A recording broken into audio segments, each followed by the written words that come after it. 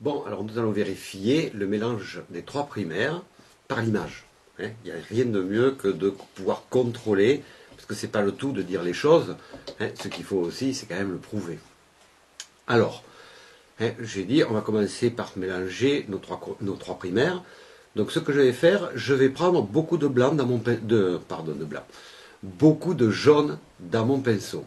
C'est-à-dire que vous voyez ici, je prends du jaune et je charge vraiment mon pinceau en jaune. Bon, il est un peu sale, mais c'est pas grave. Alors, c'est le jaune primaire, bien sûr. Le jaune dans lequel il n'y a que du jaune. Donc, j'ai mon jaune ici. Vous voyez? Alors, ce jaune, j'en ai mis plein mon pinceau. Maintenant, je n'y reviendrai plus. C'est-à-dire, je vais rajouter dans mon pinceau, je vais rajouter du rouge et du bleu. Parce que le jaune, bon, il y en a déjà suffisamment, mon pinceau en est plein, c'est pas la peine d'en rajouter. Alors, je commence par rajouter du rouge, évidemment le rouge primaire, qui est ici. Donc je prends un peu de mon rouge primaire, que je mélange à mon jaune, pour obtenir, évidemment, comme on l'a vu, un orange. Voilà, nous avons ici un orange. Bon, maintenant, je vais rajouter un tout petit peu de bleu, toujours mon bleu primaire.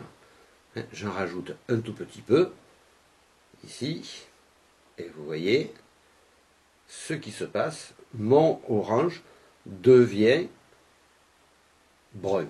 Allez, encore un tout petit peu, mais attention, il faut aller doucement, doucement. Vous voyez, ici, et là, vous voyez que j'ai déjà un brun. Donc déjà, ce que l'on voit, c'est que quand on mélange les trois primaires, mais que l'on met dans les trois primaires très peu de bleu par rapport aux deux autres, on obtient déjà un marron.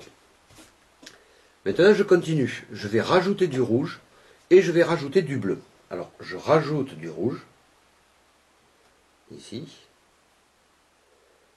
Donc, on redevient vers un orange foncé. Je rajoute du bleu, ici. Encore un tout petit peu. Et voyons ce que nous obtenons. Nous obtenons un marron. Cette fois, un beau marron. D'accord? Maintenant, je continue. Je rajoute encore du rouge pour arriver au mélange désiré. Comme j'ai beaucoup de jaune, pour le moment, je reste toujours dans les marrons. Là, je continue. Je rajoute encore du rouge. On va essayer de ne pas dépasser la zone critique.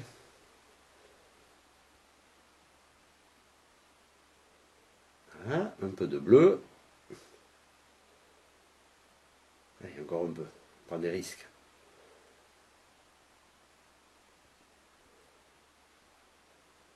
Voilà. Voilà ce que nous obtenons. Vous voyez, nous obtenons un marron qui est déjà très foncé. Bon, je pourrais continuer doucement, doucement. Là, maintenant, je vais au but de la démonstration, c'est-à-dire vous montrer que quand on mélange les trois primaires, eh bien, on arrive au noir théorique. Donc, j'avais beaucoup de jaune dans mon pinceau, et maintenant, je rajoute du bleu et du rouge pour arriver au noir théorique. Donc, je rajoute du rouge. Vous voyez que je ne rince toujours pas mon pinceau. À aucun moment, j'ai rincé mon pinceau. Je ne fais toujours que rajouter, pardon. Alors là, évidemment, je vais beaucoup plus vite.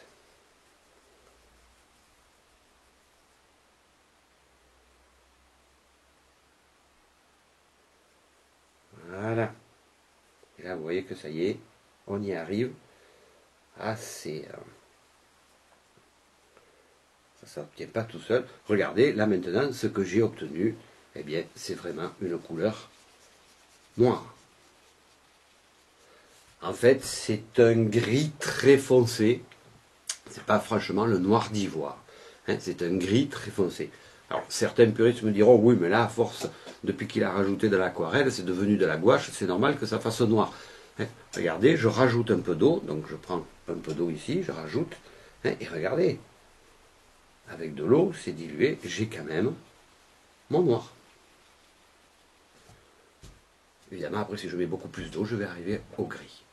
Donc, vous voyez que ça marche. Quand on mélange les trois couleurs primaires, jaune, plus rouge, plus bleu, ça nous donne bel et bien le noir.